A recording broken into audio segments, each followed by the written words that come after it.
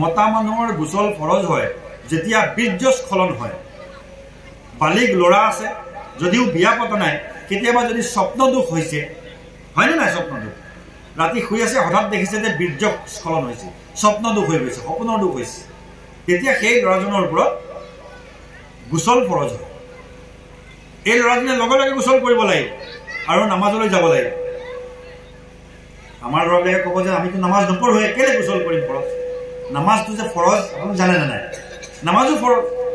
নামাজ ফৰজ নামাজটো পঢ়িবৰ কাৰণে মই প্ৰথমতে ফৰজ গোসলটো কৰিব লাগে। আৰু প্ৰত্যেকজন ডেকা প্ৰাপ্তবয়স্ক বুলি ক'লে যিজন ল'ৰা ডেকা হৈ গৈছে, ডেকা কাপুৱা, প্ৰত্যেকজন ডেকা ল'ৰা আৰু ছোৱালীৰ ওপৰত নামাজটো ফৰজ হৈ যায়।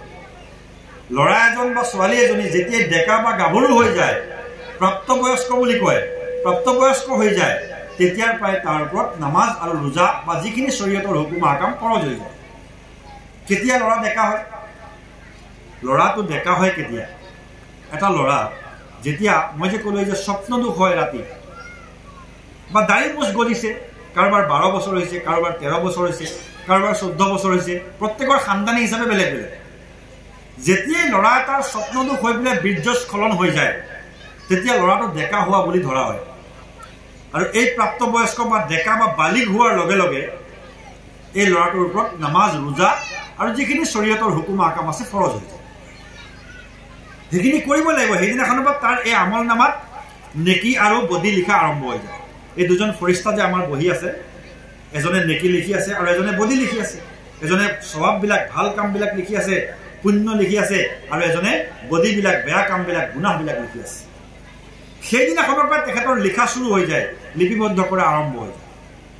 যদি মই নামাজ পঢ়া নাই, তেতিয়াহ'লে সেইখিনি লিখা আৰম্ভ যে এওঁ আজি ফজৰৰ নামাজ পঢ়া নাই। মই যদি জোহৰৰ নামাজ পঢ়া নাই, লিখা আৰম্ভ হ'ল বোলে এওঁ আজি জোহৰৰ নামাজ পঢ়া নাই। আসৰৰ নামাজ পঢ়া নাই, লিখিলে আসৰৰ নামাজ পঢ়া নাই। যদি মই কিবা গুনাহ কাম কৰিছোঁ, মিছা কথা কৈছোঁ, এইজনে লিখা আৰম্ভ কৰিলে বোলে অমুক টাইমত, অমুক দিনাখন এওঁ অমুকটো গুনাহ কৈছে, মিছা কথা কৈছে, বেয়া কথা কৈছে, কাৰোবাক মাৰিছে, হাত দাঙিছে, ডাঙৰক অসন্মানি কৰিছে বা মাক বাপেকক অসন্মানি কৰিছে, এইখিনি লিখা আৰম্ভ হৈ যায়।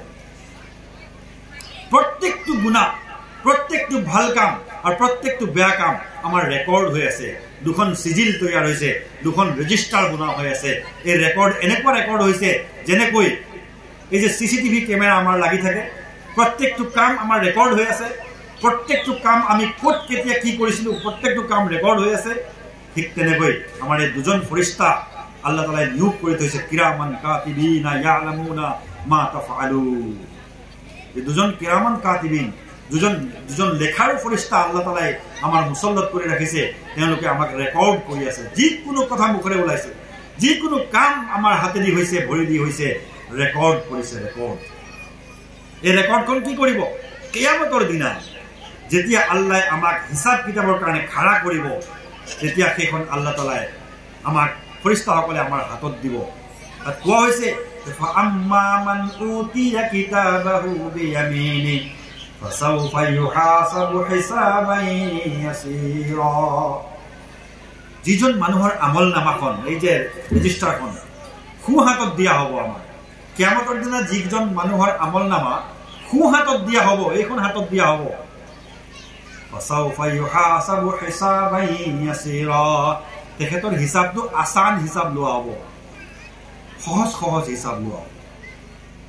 কাৰণ সোঁ হাতত দিয়াৰ অৰ্থই হৈছে যে মোৰ নেকি বেছি আছে, বদি কম আছে, মোৰ ভাল কাম বেছি আছে, বেয়া কাম কম আছে। সি জানি ল'ব যে মই কামিয়াব, মই পাছ কৰিলোঁ, মোৰ পৰীক্ষাত মই পাছ।